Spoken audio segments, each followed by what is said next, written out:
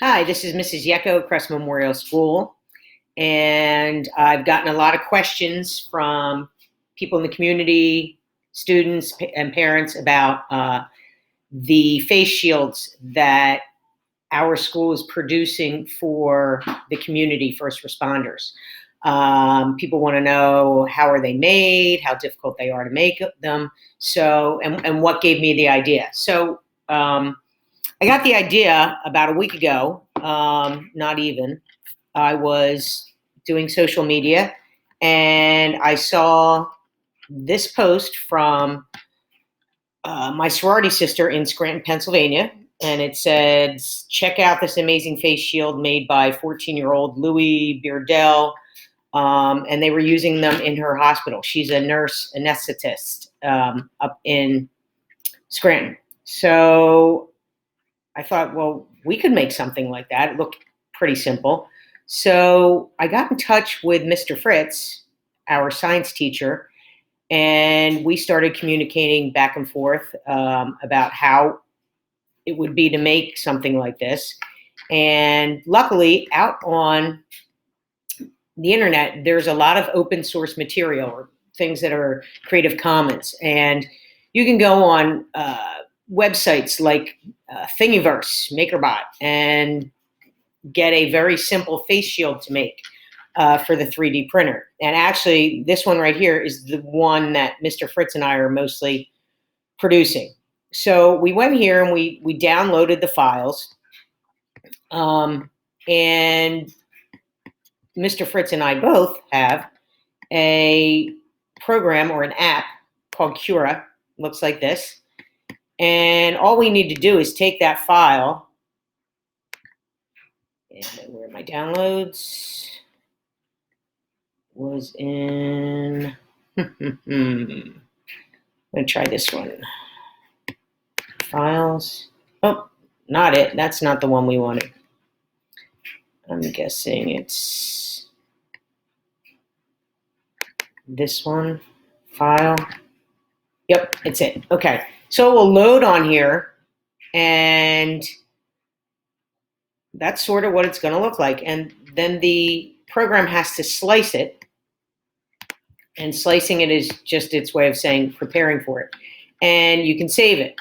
All right. So I'm just going to save this one to file because I don't have an SD card in it. This one says it takes 1 hour and 37 minutes. That is not true. It takes about 3 hours to do this. And I'm going to save it on my desktop for now. Save. Good. Okay. And when it's done, it will be on an SD card. And I'll show you what they look like in 1 second as I go to my camera and I get away from my computer.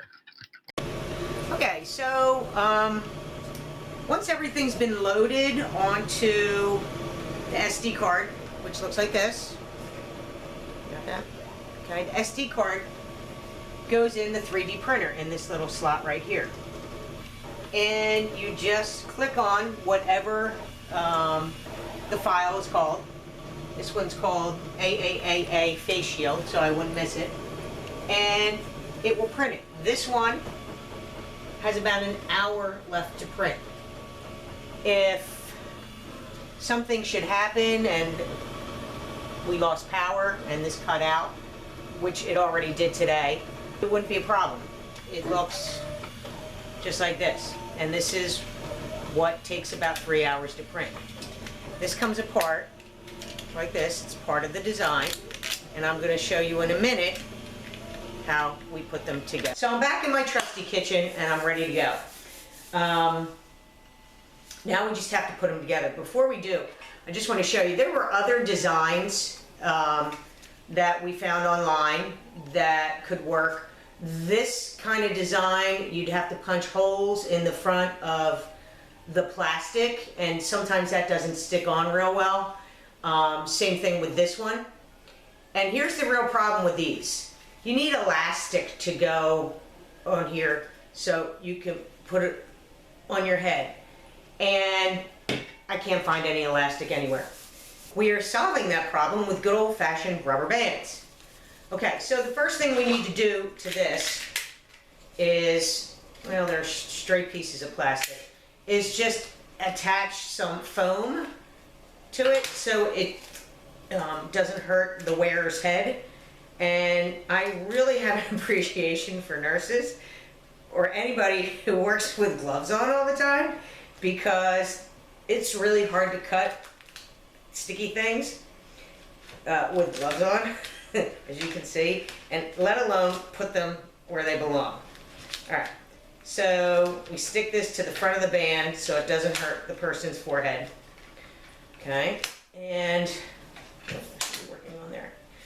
Now for the shield part. Shield part, some people are using heavier gauge plastic, and that's fine and good, but in a time of crisis, sometimes you need to go for good old transparency film, and that's what we're using. So for these, you just have to stick them when you're almost even. You make sure it's through on all sides, and try to get it as even as possible, and then you just slide this part down into place. Just sort of clicks.